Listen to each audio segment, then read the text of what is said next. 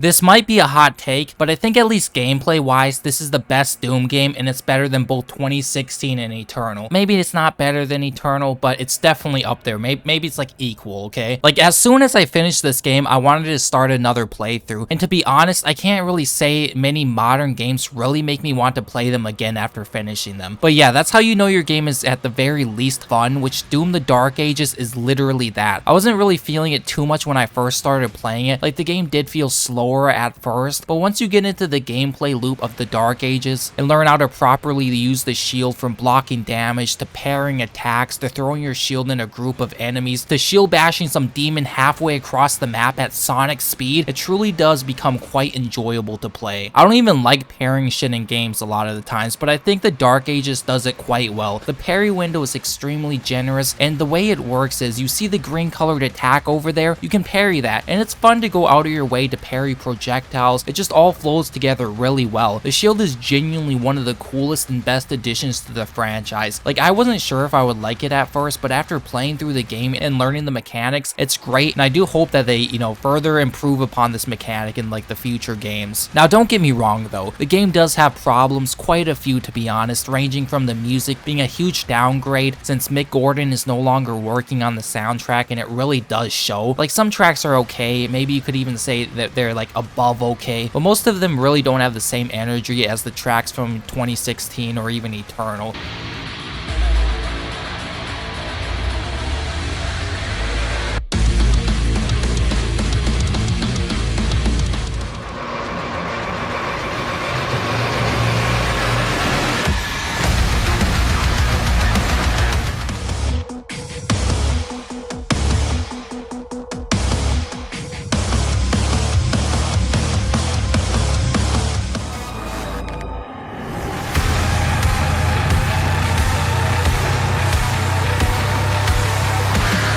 What I did on stream at least was turning on some Devil May Cry music like Devils Never Cry, Cerberus's theme, Never Surrender, and just the OG Doom tracks, and I think muting the game soundtrack and playing some OG Doom music, 2016, Eternal, or DMC music definitely gets the adrenaline flowing and pumping much better than whatever the fuck the new soundtrack does, okay?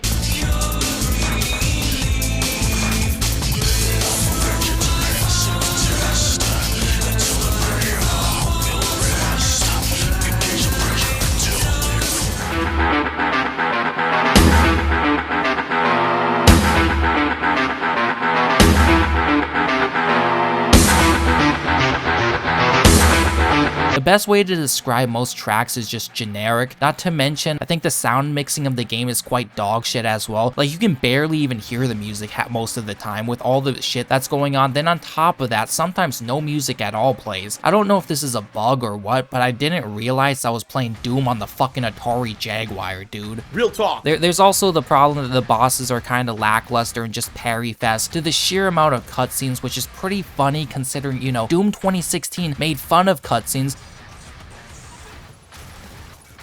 Yeah, look at Doom, guys. Like, fuck cutscenes. Cutscenes are for bitch-ass endless. Then on top of that, the story is also complete dog shit, and basically, Debra Wilson is your commander, and you gotta listen to her during gameplay telling you what to do. Isn't that what everybody wanted, dude? Like, isn't that literally what everybody wanted? Like, look at this, for example.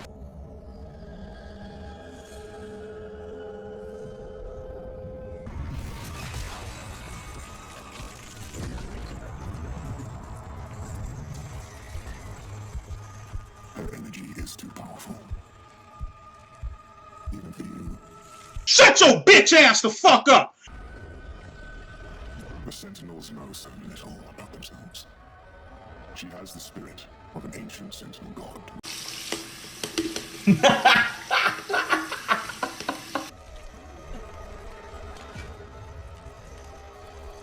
And it can be honest. Bow to your queen! Slay, queen, slay! Of course a whammon can take out the Doomslayer, you misogynist! And this isn't any whammon either, by the way. This is the great and amazing Queen Debra Wilson, which to me personally is kind of funny since whatever happened to voice actors needing to voice the characters the same race as themselves. But I guess it's completely fine for Debra Wilson to voice the non-black boss lady, Commander Thira, because double standards, you know? But yeah, unfortunately, this game does have some minor woke bullshit in it, and no, I'm not necessarily talking about the difficulty sliders or modifiers, which some people seem to be complaining about it being woke, which yes, they are kind of woke in the sense that you can just make the game journalist levels of easy, but you can also do the opposite, so I don't think this is as bad as other accessibility stuff or comparable to stuff like arachnophobia mode, for example, or some shit like that. I do like it for the most part just because of how you can alter things for different playthroughs. However, I do think they should have made it its own like difficulty, like its own custom difficulty setting or option, so you wouldn't be able to, you know, play on Nightmare, for example, and then turn all the sliders to what they would be on Too Young to Die. Oh wait, my bad. They removed Too Young to Die for, get this, Aspiring Slayer. Oh my god, dude. Like, what kind of gay bullshit is that? But yeah, I guess Too Young to Die is far too offensive in the modern year for the modern audience. You're also able to cheat the gimmick difficulties, Pandemonium and Ultra Nightmare, by again just lowering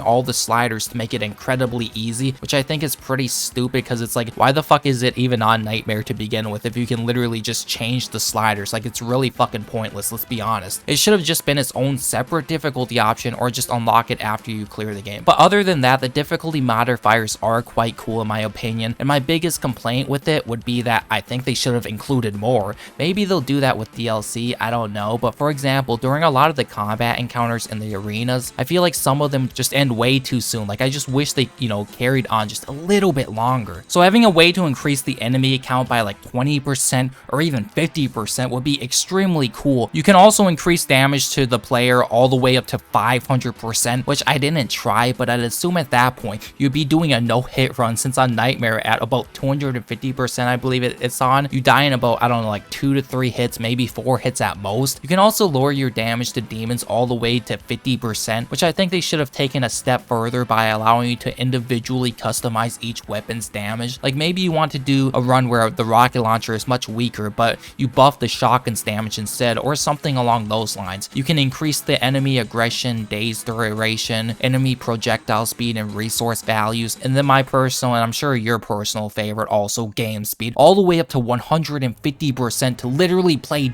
Turbo Doom, which is really fun. I think the perfect speed, at least for me, was 120%, maybe 130%, which is what I did on my second playthrough. I played on Nightmare for all my playthroughs, and then on my second playthrough did 120% speed with 75% damage to demons. You can even lower the speed too if you have like those Joe Biden reflexes all the way down to 50%.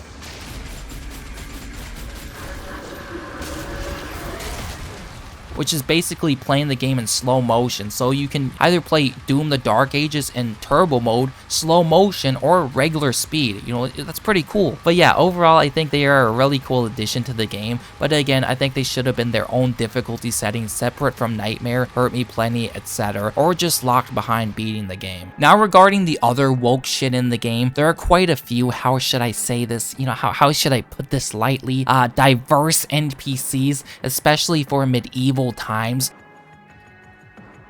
Yo, look, it's Musa. We found Musa, you guys.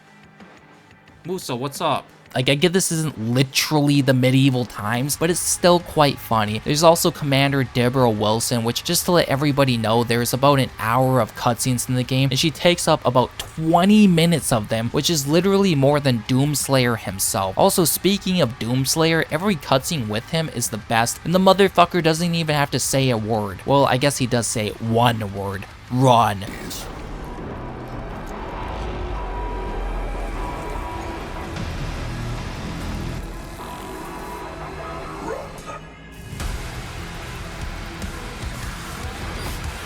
which is voiced by Jason E. Kelly, which is a fellow brother of color and shit. Which honestly, if I'm gonna, you know, be honest, if we're gonna keep it a buck 33, okay, it's really not that big of a problem. It's really not that big of a deal. However, it should be noted that both the white people, Doomslayer and Commander Thira, are both voiced by a Kang and Queen, respectively. Just thought it should be noted, whereas in Eternal, he was voiced by Matthew Watterson, or at least for the base game. All I'm saying is, it's funny because the dipshit wokies will be like, but dude, it's racist for a white guy to voice a black dude, which I don't think that's a problem, you know, at all personally, but to the wokies it obviously is. But when a Kang or a Queen voices a white person, it's all of a sudden okay, you know? Real talk. But yeah, you can tell based on her design, she was created specifically to be ugly. We can see the reoccurring theme of modern gaming with her having a massive mansion. Then on top of that, she's being voiced by a black queen, aka Debra Wilson, which she's basically in everything at this point, and I, like many others, are getting tired of both seeing her in every game and hearing her in every game, since she can't voice act for shit and plays the exact same girl boss character in every role for every game she's in. She has no talent. Anybody saying otherwise is lying to you and coping, let's be honest, okay? She's a hack. I guess the one plus size is id Software at least had the competency and dignity to not face scan her bug-eyed self into the game. Not only that, but she also communicates to you during your missions. Not a whole lot, but during certain levels she'll be instructing you on what to do or where to go, which is fucking annoying because once you realize and hear that it's Debra Wilson's voice, you literally can't unhear it. Hopefully there is a mod though that removes her voice. I'd rather listen to AI. I'm not even like fucking joking, okay? Like I'm gonna keep it a buck 22. An AI voice would be more pleasant on the ears than her voice. You guys know how there is the Sweet Baby Inc. Detected shit on Steam, which tells you about woke games and games that involve Sweet Baby? We should honestly start up a Debra Wilson Detected and do the same shit. You know, maybe I'll do that. Maybe I'll do that on Steam and you guys can join it. Speaking of joining shit, you should really consider joining the Latina Kingdom, where I, your Latina queen, will never let you down.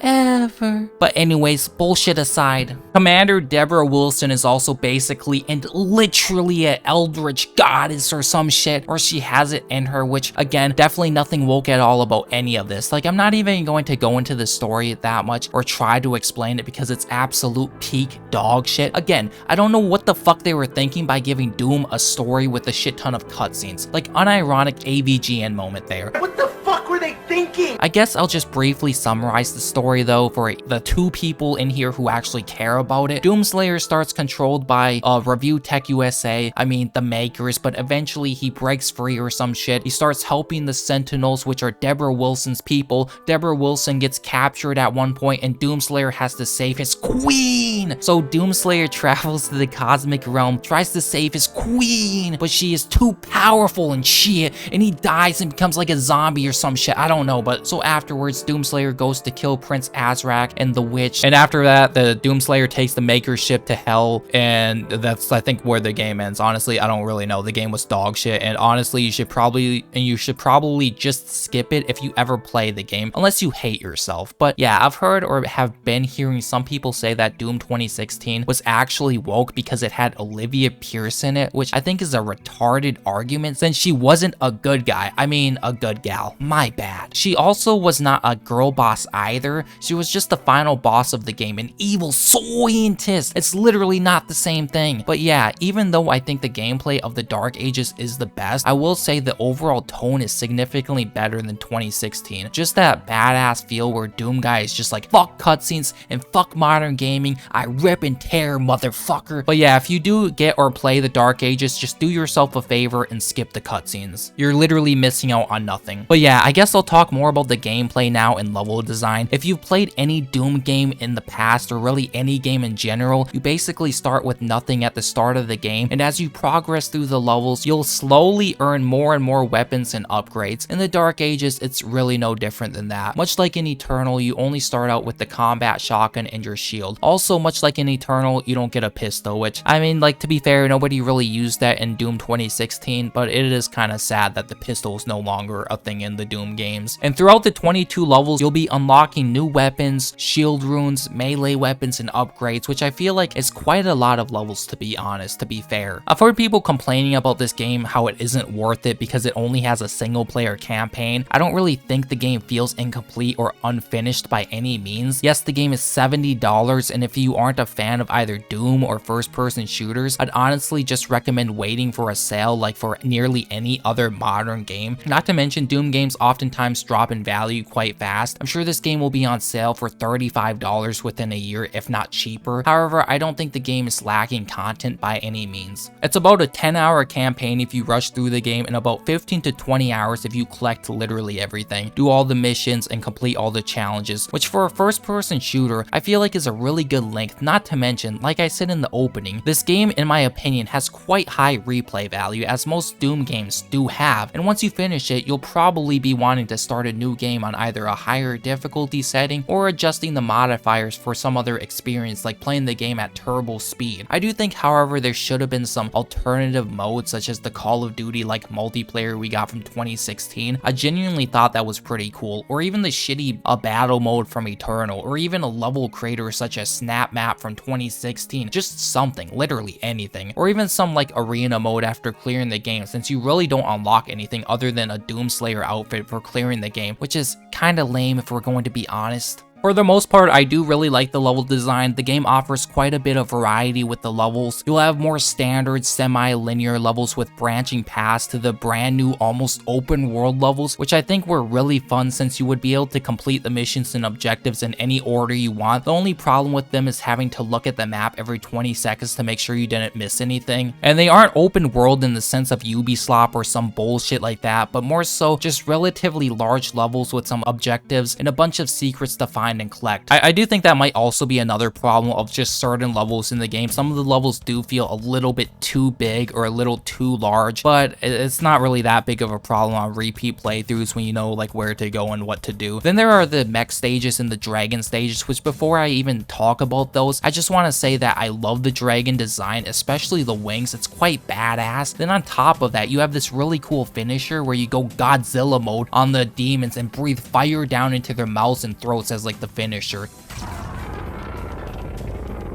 Even the mech has a really cool design. I guess since I'm on the topic of designs, I'll just say that Doomslayer also has a really cool design as well. Like, I don't know what it is, but him wearing the cape just makes him look really badass, you know? But anyways, the mech stages and the dragon levels, a lot of people seem to be complaining about, which I kind of agree with a little bit, but also kind of don't. What I mean is there is only like 3 or so mech stages, and they are all like 5 minutes, if even that. So they are really just there for pace breakers, which I think is fine, but the problem arrives or becomes an issue, I guess, on repeated playthroughs, in my opinion, since there really isn't much to these sections. You basically just press left mouse click to punch, and then when your meter fills up, you press right click to do your super move or your super attack or whatever. Then you press spacebar to parry the demon's attack. It's fine, but it really is just that basic. There really isn't much to it. It's just not very fleshed out. So I can see this getting really repetitive if you play through the game more than a few times. Same with the turret sections. You do also get a minigun with the mech as with a shotgun, but these are really short-lived and more so just power-ups you have for about a minute, which is kind of gay. It's, you know, it's really short, since I thought the shotgun was honestly really cool, and I think it would have been cool if they allowed you to either keep it or just give the mech a bunch of different guns or swords and shit. The mech levels are very linear and the environments are actually destructible, which is kind of cool. Same with just all the environments in general in the game. Like, you can destroy a lot of shit in like the actual game when you're playing as Doomslayer. However, you aren't even able to shoot at the tiny little NPCs on the bridges or buildings when you're in the mech. I really wish this played more like Rampage or something like that, or something along those lines, where you just fight one other demon as a 1v1 in a large scale environment, and maybe there would be gun pickups or power-ups around the map that you'd collect. Now the dragon levels, which there is only 4 of them, I believe are also quite bare bones.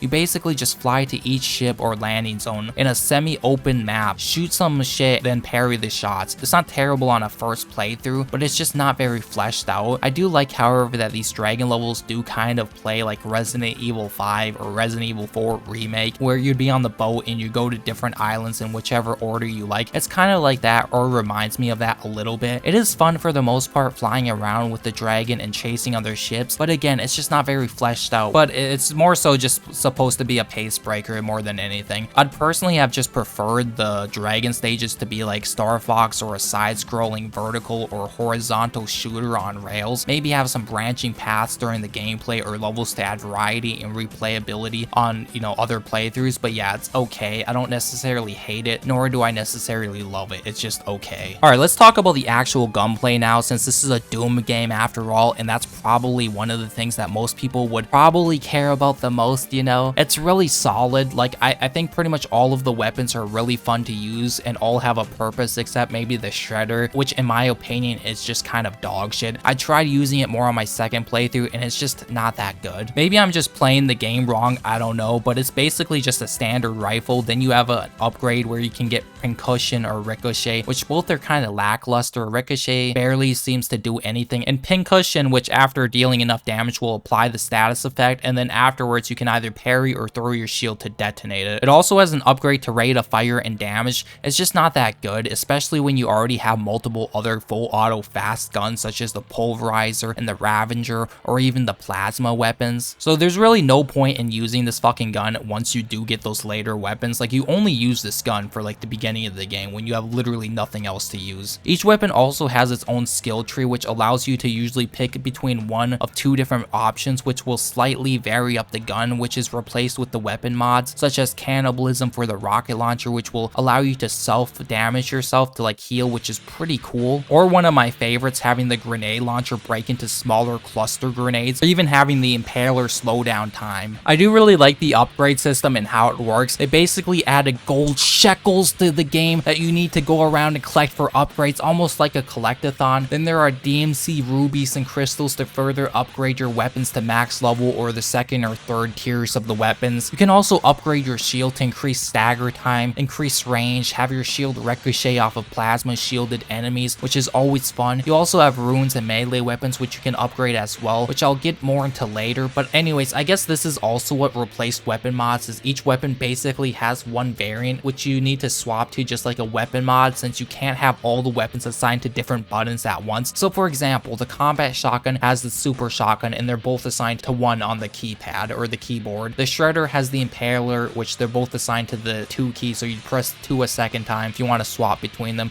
Accelerator has the cycler, Pulverizer has the Ravager, grenade launcher has the rocket launcher, and then the chain shot has the chain shot, I guess. For whatever reason, the chain shot doesn't get a ult weapon, which is kind of lame, but I guess that'll probably be DLC, I don't know. Then you also have the BFG, obviously, or I guess I should say the BFC, the big fucking crossbow, because that's what it is now. It's no longer the big fucking gun, it's the big fucking crossbow, dude. All the weapons do offer different things or fill different niches. Like for example, you'd want to switch to the combat shotgun to get shield back, since when you apply burn to enemies, they'll drop shield, and then if you're low on health, you'd probably want to swap to something like either the rocket launcher with vampirism or cannibalism, which restores your health, or the Ravager, which gives health drops on kill. All of the weapons just feel really good to use and are fun to use. They did obviously get rid of some of the guns like the minigun, but I don't really think it's that big of a deal, since we got new guns instead, which I'm glad to have, since they usually just reuse the same guns for each game. Like we have the brand new chain shot, for example, which is one of my new favorites that completely breaks through shields and kills most enemies in 1 to 2 hits. You charge it up, and the more you charge it up, the more damage it'll deal. It becomes even more powerful when you upgrade it, since on parry it'll become instantly fully charged, and the final level of the chain shot also allows it to literally explode on impact. The impaler is another one of my new favorite weapons. It's basically the game's sniper rifle. It's basically kind of like a crossbow, as in you need to lead your shots, and the shots have massive arcs and drops to them. You'll deal massive damage to the head with it, and you can even slow down time to aim for the head. Or you can get the upgrade where after picking up ammo for it, your next shot will become empowered and do massive damage. Like the impaler is just so much better than the shitty shredder. Then there's the combat shotgun, which is your standard shotgun, which you upgrade to either focus having burned enemies explode on death, or have enemies applied by burn drop more armor. You can also upgrade it to either have it instantly burn any fodder enemies, or have it basically become become a burst shotgun shooting 3 rapid fire shots in a row, which I think is a lot better than instantly burning fodder enemies, but both upgrades are cool. The super shotgun does massive damage, especially up close, but no longer has the hook shot from Eternal. However, I don't think it's the biggest problem or issue since you basically have the hook shot for literally every weapon now, since you have the shield, and when you shield bash you go flying towards the enemy and are also pretty much invulnerable from taking damage. The accelerator I wasn't really feeling at first, and I do really wish it shot out plasma orbs instead of just lasers, but it's basically just your standard plasma rifle. It has really bad recoil but shoots incredibly fast, and it builds up a charge which will then cause it to burst and deal massive damage. I think the accelerator and the cycler are a bit too similar. I would have preferred if they were more different or like unique, like maybe one could have just shot out a beam similar to how Eternal's weapon mod for the plasma rifle worked. The cycler I think overall does less damage and is better for smaller enemies or enemies in a group since it has lightning and it can chain to other enemies, which will also increase damage. The pulverizer and Ravager are basically two very similar guns. Pulverizer is like a full auto assault rifle with insane wide range. It's almost like a full auto shotgun, and when it's powered up you gain massive speed, which is really fun, whereas the Ravager is a very tight spread for much more focused damage at the cost of mobility. Ravager is definitely better though since you don't really fight too many enemies clustered together. However, the pulverizer still does massive damage up close to any large enemies. This game also has a really good variety of enemies, from the small fodder demons to the ones with the metal shields that you'll need to overheat by damaging them, then sending your shield to finish them off. Heavies like the Arachnotron, which are basically just the big spider enemies with turrets. The new Caco demons, which can honestly be really fucking annoying since they shoot out like massive projectiles which block all your damage and basically act as shields. The Pinky Rider, which is a new enemy type where some dude or demon rides on top of a pinky, and then when you deal enough damage you kill the rider, then after that you can kill the pinky. All of these heavy demons you can use your shield to stun and falter by throwing your shield, and while your shield is inside the demon you can dish out massive damage while they are just stuck there in a stun, or you can even throw your shield to stun them and then recall your shield instantly and they'll be stuck in a recovery animation just to throw it back at them again. You can recall your shield at any time, which is really cool and does make the game feel incredibly fast, since you can, for example, throw your shield in a crowd of fodder demons, mid-throw call it back and not have to wait for your shield to either hit something else or come back to you manually. Faltering is basically just a stagger and it works on most demons aside from the super heavies, as they typically have super armor and just tank hits. But yeah, they nerfed the weapon swap animation and speed, so I'm sure plenty of autists aren't too happy about that, and I kind of felt the same at first, but it's really not that bad. Not to mention you can just up the speed to make it more like Doom Eternal or 2016, but I don't even think this game is slow at all, even at like the base 100% speed. Like, this game is incredibly fast paced, like super fast paced, especially when you learn all the tricks and combos with the shield, such as tossing your shield, shooting a rocket for example, or like the super shotgun, recalling it to then shield bash closer to the enemy, to then like melee, to then tossing your shield again. Like, there really is a lot of depth to the combat. The super heavies are kind of just parry simulators though. They aren't terrible, but basically once you find out that all you need to do to beat them is run up close and take out either your rocket launcher or super shotgun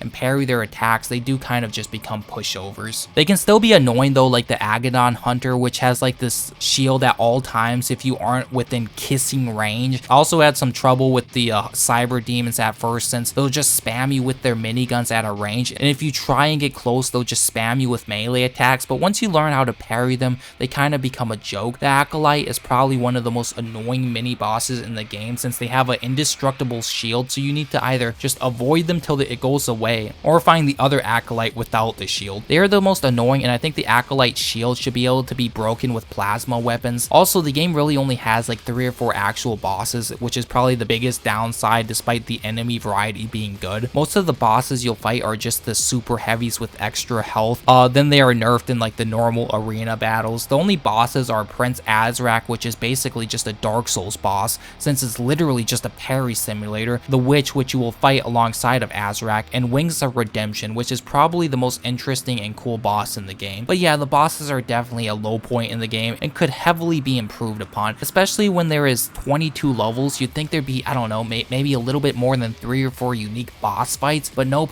they are all at the end of the game. I do like the variety in levels when when it comes in terms of backgrounds, areas, and locations. Like, the game is obviously set in a sci-fi medieval alternative fantasy world, but you'll be going through different medieval looking locations like villages, forests, and also hell, and even the Eldritch world. I forgot what it was called, but you know, that's pretty cool also. The only problem I have is a lot of the arenas are kind of flat. Like, there really isn't too much verticality in a lot of them, or too many hazards, or make them stand out apart from one another. Whereas in Eternal, obviously the arenas featured a shit ton of verticality with like the monkey bars, launch pads, platforming, etc. Also in the Dark Ages, you don't even get a double jump or a dash, you only get the shield bash. You also can't strafe left or right at full speed, which isn't the biggest problem I guess, but it can be kind of annoying, or at least at first. I get why they did that though, since you have the shield and need to be using that to block incoming damage and parrying projectiles. So what this basically leads to is just only ever holding the W key.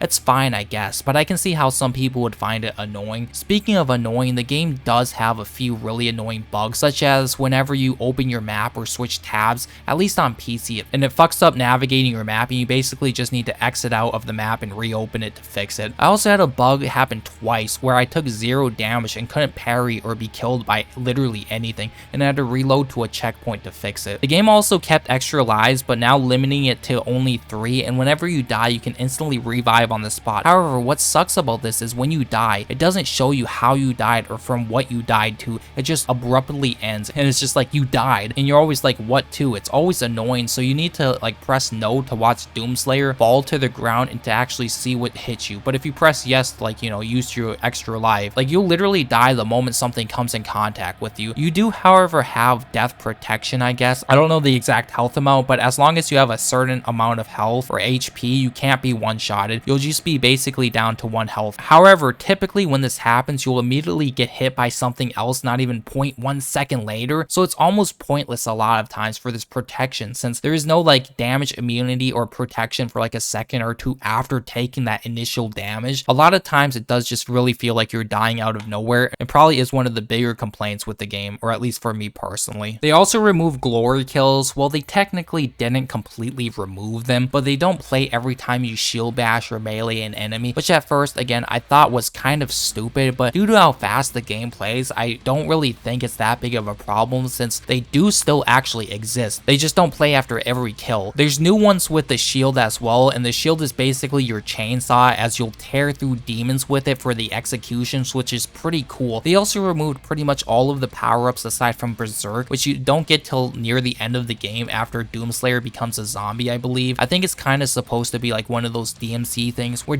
Dante awakens his devil trigger and shit, whereas Doomslayer awakens his inner gamer chud rage after being nearly killed. But yeah, there's no speed power-ups or invincibility anymore, which is kind of sad to see gone. Maybe it'll be in the DLC, who knows. I haven't really brought up the melee weapons yet, so I guess I'll just briefly mention these, and also the runes now. So now instead of just having punches, you have 3 different melee weapons you can equip at any time. One that you start out with, which is the fists or gauntlets or whatever, the second being a flail, and the third being a ooga booga stick. The punches do the most damage outside of the ooga booga stick, obviously, and can even shock enemies. However, it's at the cost of being dog shit against armored enemies, whereas the flail is great against armored enemies and even allows shield pickups, which is really good, where the ooga booga stick pretty much one-shots almost everything, and it's just straight up busted. Especially fully upgraded, it has insane splash damage, insane damage, and on top of that, it drops health. The only downside is you only get 1, whereas the fist and flail get 3 charges. You only get 1 charge with the ooga booga stick. It also charges quite slow compared to its counterparts. However, it makes up for it with the damage, splash damage, health drops, and the fact that parrying